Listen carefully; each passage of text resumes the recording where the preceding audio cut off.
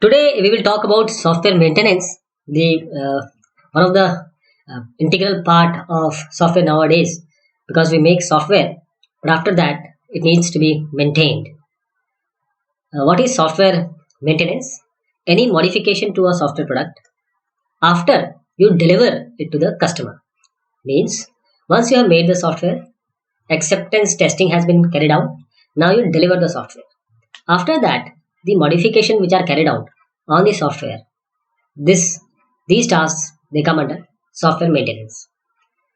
Again, it's an important activity for various organizations. And since change is the only thing which never changes, so maintenance is inevitable for any product, not only small software, large software, but anything in life, everything changes. So most of the product needs maintenance because of wear and tear products. I'm saying software product because they don't wear and tear, but they do not need maintenance on this count. They don't wear and tear. But mostly people think that the bad software product, the software which were built uh, with no software life cycle or not applying proper software management practices, they say that these bad software products they only need maintenance. But the opposite is true. Why? Because bad products they are just thrown away. They are not being used. If they are bad, they will not be used. But if products are good, people like this product. People want this base or the base product to be there. Then it needs to be maintained with changing times, with changing requirements, and they are employed for a long time. So why do we need maintenance? There may be three reasons for this, and actually there are four. But Dr. Ajimal has pointed out three. This is corrective, adaptive, and perfective. But in terms of if you relate it with the hardware, then there are four. First is preventive, then corrective, then adaptive, and then perfective. So what is corrective maintenance? Corrective, as the name suggests, to correct something. So corrective maintenance means to change the software in terms of correction, such that the bugs which are observed in the system they may be corrected. And also you can correct it just to enhance the performance, the enhance the efficiency. That is how you correct the software and do the corrective maintenance. What is adaptive? Again, the name suggests adaptive is adaptation to something, making it suitable for some environment. So, software product it needs maintenance when customers they want the product to run on new platforms, such as you have made it for Windows 7. Now Windows 10 has come. So the some drivers or some application, some code you have written that is specific to some environment which the user has asked. But the user now comes to you and he asks now I want it for Windows 10 or any other platform. So for that you need to do adaptive maintenance.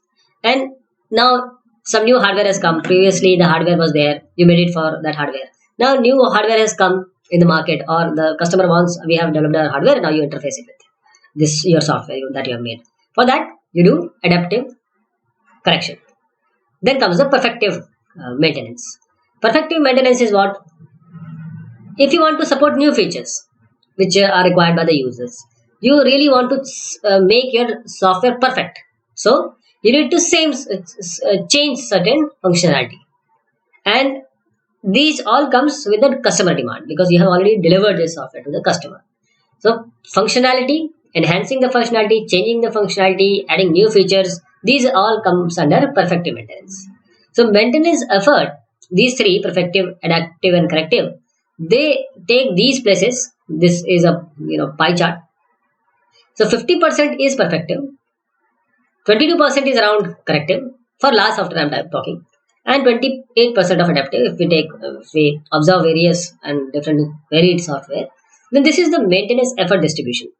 So causes of maintenance, most of them we have seen. First is during development, some aspects cannot be anticipated. For example, Y2K problem has come. 2000 when it came, the year became 2000. So software was not so much at that time. Though software was there, but the level and the emancipation which we see now right now was not there. So anticipation, due to lack of anticipation, or you cannot predict what is happening, what is going to happen. This is how you are forced to do some maintenance. And the rate of hardware obsolescence. Why? Because you have software which are immortal. They don't wear and tear.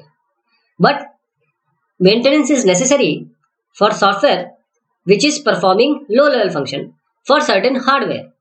You need software always to maintain some or to activate some hardware, to control some hardware. So now the hardware has changed, or it has new features, new technology has come up. For that you need to change, and for that you come to maintenance. And as the time changes, new platforms have evolved, new softwares, new operating system, new drivers. All this has is ever changing.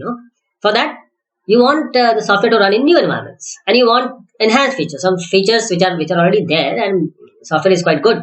But some added features are required because maybe competition with the other software, they have come up with some new features, or they have people are using now things which we were used on PCs. Now they use in their mobiles, small mobiles. For that you need to do some maintenance, and whenever other software it works with change, but this is you need maintenance because you have a newer interface. You make a new interface. Now you want to cope up with this interface. Just for example, a software product may need maintenance when the operating system changes. Of course you need to change it. What is software evolution? Every software product, actually software product making is not static, it is dynamic, because once you develop it, you made it with certain requirement. Now you have various other requirements or changing environments. So software product continue to evolve. How it is going to evolve? Because it means change, and you change them. For that, you know what change means. That means we are doing maintenance. And larger software, if there a lot of money has gone to it, and they are being employed everywhere in varied locations with varied people. People are now well versed with that software. So you don't need, or you would not like to replace it. Let it be there. Let it be used, region wise or location wise. But you want some changes to be there, just to cope up with the changing times. So there are laws of maintenance. There will always be a lot of old software needing maintenance. This will always be there. And good products are maintained, and bad products, they are simply thrown away. Only good products are maintained. These are the laws of maintenance. So Lehman's first law for maintenance is software or software product must change continuously or become progressively less useful. Either they must change or they will be useless after some time. Lehman's second law says, for laws of maintenance, when software is maintained, its structure degrades. How it degrades? Because while you are changing it, once you are changing it, there are laws, there are rules of software engineering that you have to do some testing, you have to do some of the other aspects which are the practices which we were doing in development process. So when software is maintained, easy bug fixing, or doing on the go, or workability on the go, changing on the go. So unless active efforts are made to avoid this phenomena, you have to put those efforts that you employed in the development process. Then Lehman third law says that over a program's lifetime, its rate of development is approximately constant. Means you are not saying that sometimes it would need higher this maintenance, sometimes it will not require. But he says that the development or rate of development remains constant, always constant. The laws of this is the maintenance part. There are the laws of maintenance that all large programs will undergo significant changes during operation phase of their life, until and unless the software comes to the user's PC or user's hand. There are things which he may not be able to tell while he was presenting the requirement. Because requirements are being posed by some other people. Those who are using maybe somebody else. Then they are facing some problem. You have to change it. The a priori intentions, like what was being told by customers earlier, they are changing because now the software is in actual hands where they are being used. So people will pose that I want this change, let this be changed. What about legacy code? Those code which are going on for years. They were bad programs, unstructured code. But maintenance programmers, they may have insufficient knowledge of the system or the application domain. So software maintenance, actually it is having a bad image. Not that so, if you have a good maintenance team and good maintenance plans, this will not be the case.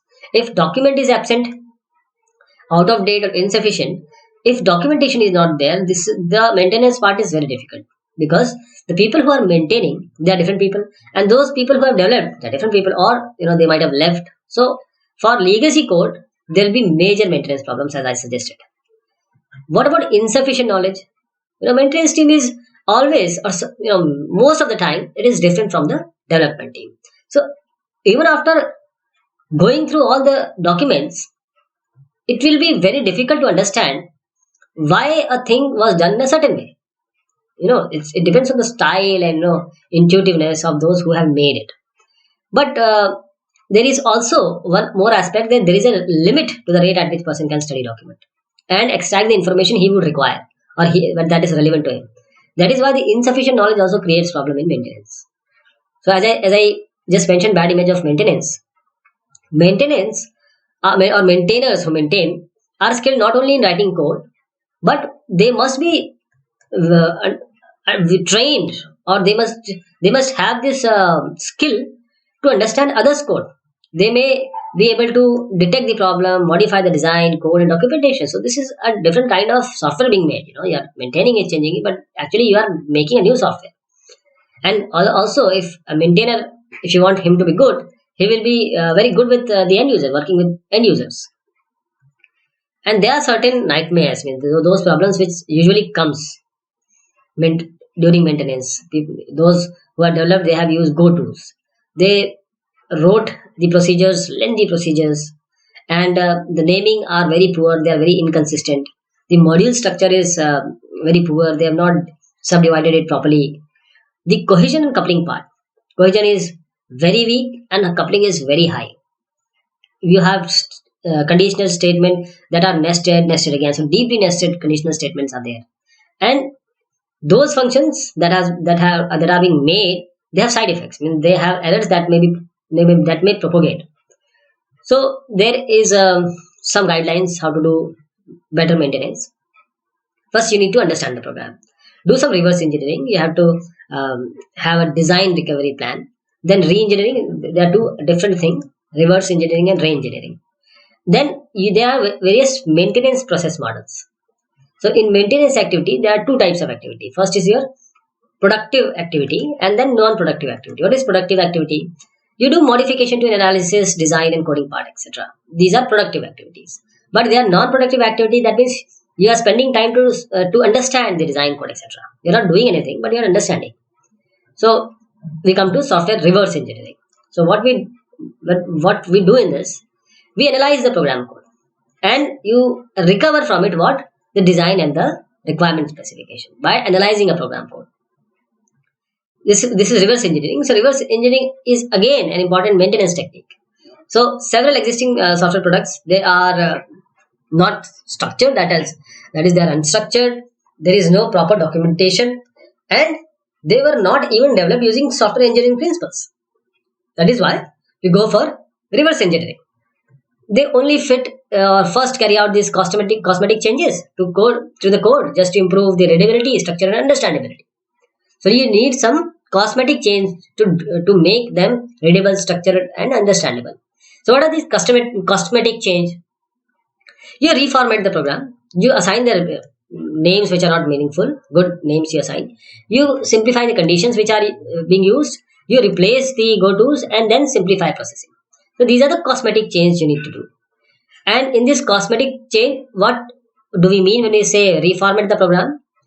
Use any simple printer programs, for example. Lay out the program neatly, so it should look good and understandable. And you can give meaningful names to the variables or data structure and function being used. So then you replace the complex and nested conditional expressions which are very difficult to understand, which are not very worthy of it, that you can do it with other style also. So for that, you just use simpler conditional statement, and whenever appropriate, we use case statement, switch case statement. So these all things are very important when we do this engineering part, reverse engineering part, or re-engineering part. So in reverse engineering, you want to extract the design. Now you want to extract the design. So for that, you have to fully understand the code and there are various automatic tools available that you may employ, and that can be very helpful to derive the data flow and control flow diagram for the code. Then you can also extract the structure chart, and structure chart was that design part by which you can easily code. So module invocation sequence and data interchange among modules, this is what structure chart is all about. Then you can also extract the requirement specification. If you have understood the code, you can easily extract the design, and as I said, there are various automated tools available. So software maintenance process models are also there. Maintenance activities, they are not unique to a software. It actually depends on the user and the changing environment. So it depends on the extent of modification which are required, and also the condition of the product, how unstructured or structured it is, how well documented or not documented it is. So when the required changes are very basic, simple, and small, you can easily directly modify the code, and you can reflect the on the documents the changes you have done. And more elaborate activities are required when required changes are not trivial. If the changes are small and simple, it is okay. But if changes are not like that, it would require extra effort. Then what? So we gather the change requirements first.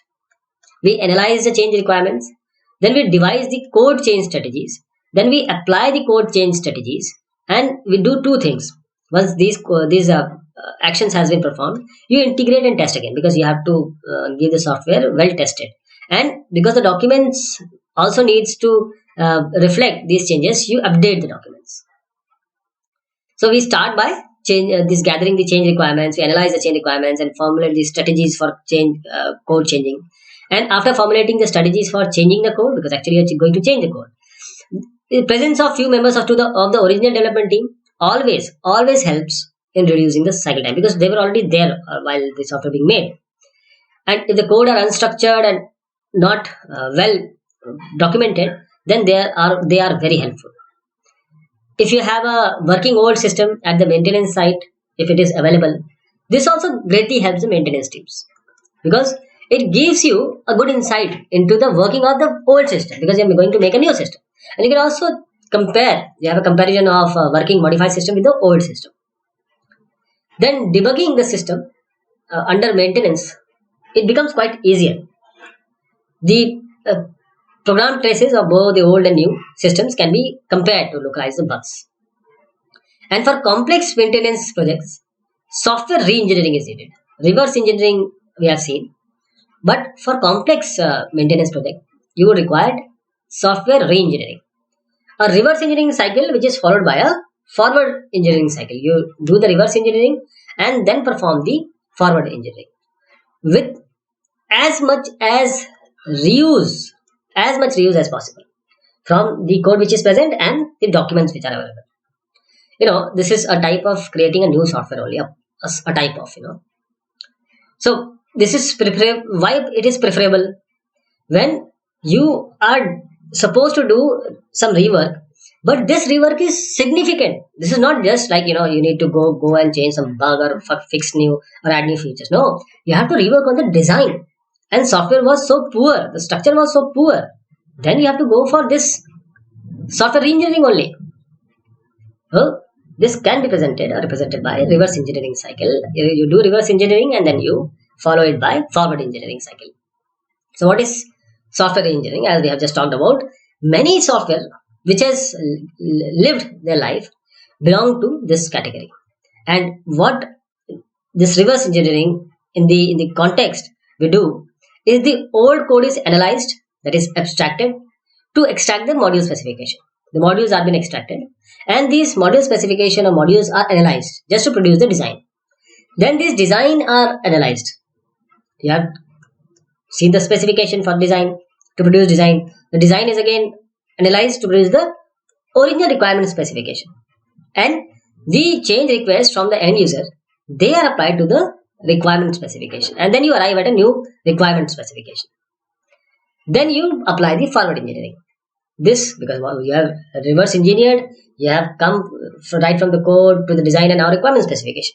Now you have a requirement specification, that is change requirement specification. Now you can do the forward engineering. So during design, module specification coding, we use or reuse substantially for the product which we have got from reverse engineering. So there are process model for software reengineering. How it is done? You have change requirements. This is first is reverse engineering, then forward engineering. So what happens in reverse engineering? You start with the code, then you analyze it for the design. Then once you get the design, you go for reverse uh, engineering and get the requirement specification. Then the change requirements are applied to this requirement specification, and they are termed as new requirement specification. The new requirement specification, then you make a new design, new code, and then you code. So you have a forward engineering. So reverse engineering followed by a forward engineering. This is the process model. So what are the advantages of this re-engineering? Again, it will produce a better design than the original product, and the documents also you will create, and the efficiency will also increase. Efficiency improvements, they can easily be brought up by better design. If you have a good design, the software will be good always. But this approach is more costly than the first approach. The cost is high. So the empirical study have indicated that the amount of rework is no more than 15% in the processes. But re-engineering is preferable. Why? When the amount of rework is quite high, the product is failing, it is exhibiting or presenting the failure, and the rate is very high, and you cannot understand it. If it is quite difficult, I will not say impossible, but difficult to understand, then re-engineering is preferable. So what we discussed today is, we discussed the fundamental concepts of software maintenance. And maintenance is mostly expensive phase in software life cycle. It is quite expensive, around 40% or and more than that amount goes in this. So during development, emphasis on maintainability is done to reduce the maintenance cost. We also talked about reverse engineering, that is extracting the design from the code, that is the reverse engineering. So re-engineering also we talked about is a reverse engineering cycle, which is followed by a forward engineering cycle.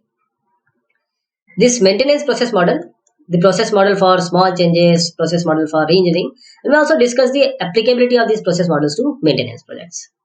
So this was about software maintenance. Thank you so much. Take care.